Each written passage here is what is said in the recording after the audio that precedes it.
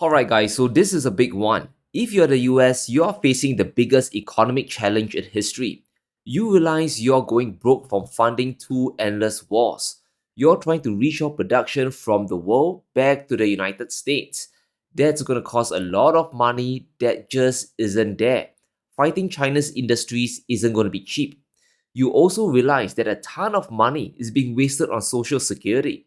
Apparently, billions upon billions of dollars are being spent on payments to the non-living. There's crazy things like just cursory examination of Social Security, and we've got people in there that are 150 years old. Now, do you know anyone that's 150? I don't. Okay. They should be on the Guinness Book of World Records. They're missing out. And the record topper, there is one person on Social Security who's 360 years old, which is approximately 110 years older than our country. So you need a ton of money, and if that's the case, the last thing you need is the world walking away from your debt. Well, things are looking really bleak for the US Treasury market. Buyers are starting to walk away. They realize the truth. Inflation in the US will be a persistent crisis, especially with Trump waging his senseless trade war on the global economy. While the Federal Reserve tells everyone that inflation will drop down to 2%, the world is calling BS on that. US consumers expect inflation to climb by at least 3.5% over the next 5 to 10 years. This is the highest reading since 1995, a 30-year high.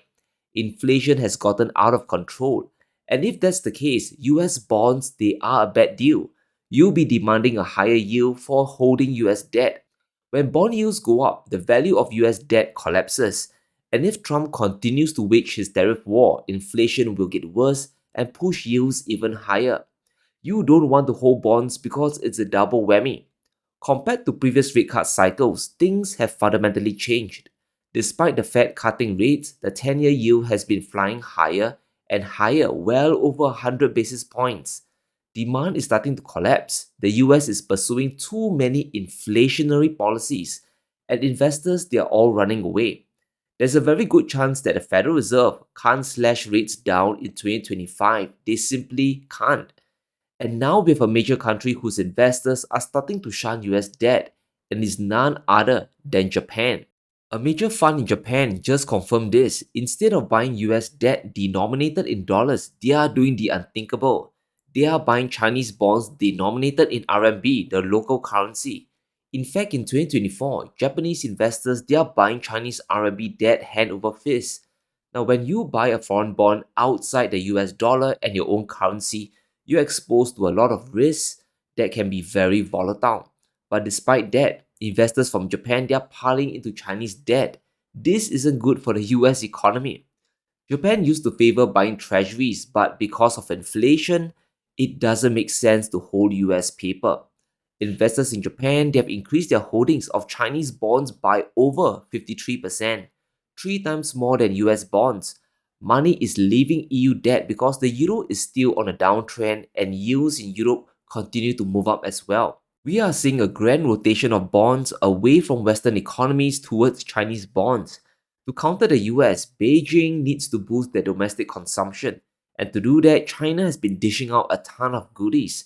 This includes trading in old cars for new EVs with very generous subsidies. They are doing this because consumption in China is still weak, and it will take some time to revive spending. The Chinese economy is growing, but investment confidence there is low. Now, we are seeing something weird happen in China. Because of the trade war and business uncertainty, a lot of money is flooding into Chinese debt. People and companies, business, they all stash their money in the bank, and that money is reinvested into government bonds. Chinese money also flows into gold. It's a big reason why gold is in the raging bull market, because Chinese savers are putting a lot of money there. Japan sees this and they realize they can make a ton of money by investing in China. Investment is a zero-sum game. When money flows into the Chinese market, it's capital that flees the US economy. This isn't good at a time when Scott Bessent needs people to buy his bonds. In the first 6 months of 2025, the US Treasury is about to borrow almost $1 trillion to fund the deficit, and that's an additional flood of bonds into the US economy. In addition to that mess, there will be over $9 trillion worth of US debt that will mature or need to be refinanced, which means another tsunami of supply is coming for the markets. It's game over for US bonds. Yields will be under extreme pressure. If Trump continues to prosecute his trade war, he might make things worse. Countries around the world could retaliate by walking away from US debt sales as well. So if you have been a bond investor, you know how disappointing treasuries have been. And this is starting to drive money out of US bonds into Chinese assets. Now, this chart is supremely important. It tells us the relationship between bond prices and yields. For a 10-year bond, when yields rise by 1%, you suffer a 9% loss in the value of the bond. So when yields fly up by 3%, you are booking a loss of almost 30%. That's crazy considering bonds are supposed to be boring and safe instruments. And if the bond pays you a 3% rate, you have to wait for 10 years just to break even. This is the current state of the US bond market. Long-term investors holding US bonds are being shortchanged. Investors that bought bonds when yields were 1 to 2% are now looking like clowns. They are stuck with a time bomb. Sure, they can exit, but that would mean booking a big loss. Now, investors, they see this and they don't want to be part of the disaster. Since 2013, US bonds in blue have gone absolutely nowhere. In fact, yields are up by over 2%, which means investors have lost at least 18% on their bonds. And if you bought US Treasuries in 2020, you just got slaughtered. You are sitting on at least a 30 to 40% loss and you're stuck for at least 5 more years to break even. But for Chinese bonds in red, the situation is vastly different. Bond yields have been dropping for more than a decade, and that means investors get to enjoy both the interest payments while their bond values continue to go up, twice the benefits. And that's why many investors they are flocking to Chinese bonds. They are betting the Chinese economy will continue to be defensive and money will stay in Chinese bonds for quite some time. Now, can this situation continue? Sure, it can. Thanks to Trump waging his economic war on the world, uncertainty is high for the Chinese exporters. So they could continue to stay defensive and China's bond bull run might continue for quite a while longer. It's also key to talk about the Chinese currency.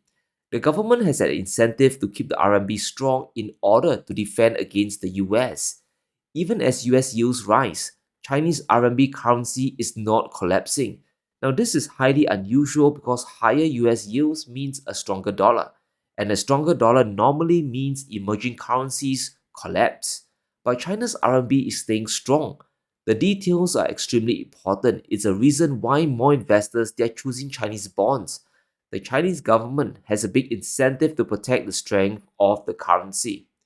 Now, there are two major trends that support RMB strength. It revolves around China defending themselves against America's grand plan. Firstly, China wants to de-dollarize the world. In 2024, their cross-border payments and receipts with the world now makes up the majority at nearly 53%. Today is probably near 60%, especially when trade with BRICS and Russia continues to grow. To ensure this continues, China has to ensure their currency doesn't collapse. And here's the amazing thing. How does China prop up their currency when their bond yields keep falling? There's only one mechanism left. They dump dollars in the open market to buy back the yuan. And that's yet another form of de-dollarization. And China has a $1 trillion surplus a year to make it happen. Now, the second reason is perhaps even more important, and that is Beijing moving to boost domestic consumption. They want local Chinese consumers to spend, spend, and spend. The Premier Li Qiang is promising to boost consumption, and that's the most important priority for the Chinese economy and it's mission critical to defend against US sanctions. But to do that, the RMB cannot afford to collapse. A strong currency is good for Chinese consumption. It makes imports cheaper and allows people to feel richer. So there is a practical component and a feel-good factor there as well. Now, knowing this, it's no surprise that Japan is buying more and more Chinese bonds.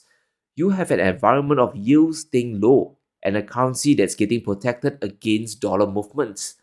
And if you're Scott Bessent, this is a nightmare for you. Your mandate is simple. Borrow as much money as possible for the US government without blowing up the economy. His job is basically to borrow cash for Trump to spend. More or less, that's it. but it's not a simple job. It's one of the hardest in the world. Now, when asked if he's ready to issue long-term bonds, he basically said no. He doesn't dare to sell more 10-year treasuries when demand is just so weak. It will only spike yields higher. Inflation is just too elevated in the US for Besson to try that move. So he's playing it safe and kicking the can down the road by selling short-term T-bills. What we are seeing is the tangible effect of investment money flowing into China rather than the US. It starts to cause cracks in Trump's economy. And here's the problem the US faces. It's highly leveraged, and everything hinges on interest rates or bond yields. And the higher it goes, the faster this cracks becomes a collapse. It's key to understand Besson's view on China. He wants China to drop their exports to the world so that the US trade deficit can drop. He needs US industries to export more to give countries a reason to hold dollars and eventually buy treasury bonds. China is the most imbalanced, unbalanced economy in the history of the world. They are in a severe recession/depression. They may have -4% disinflation, and they are attempting to export their way out of that as opposed to doing the much needed internal rebalance.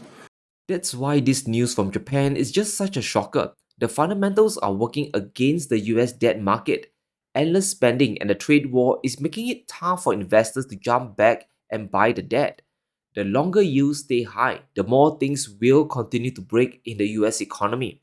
Now, we saw Walmart come up with a profit collapse and warning that US consumption will slow down.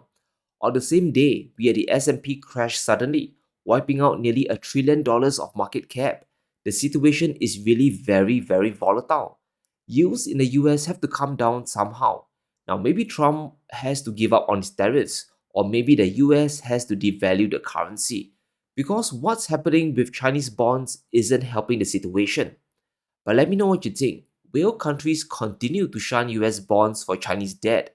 And how can Besson get out of this mess?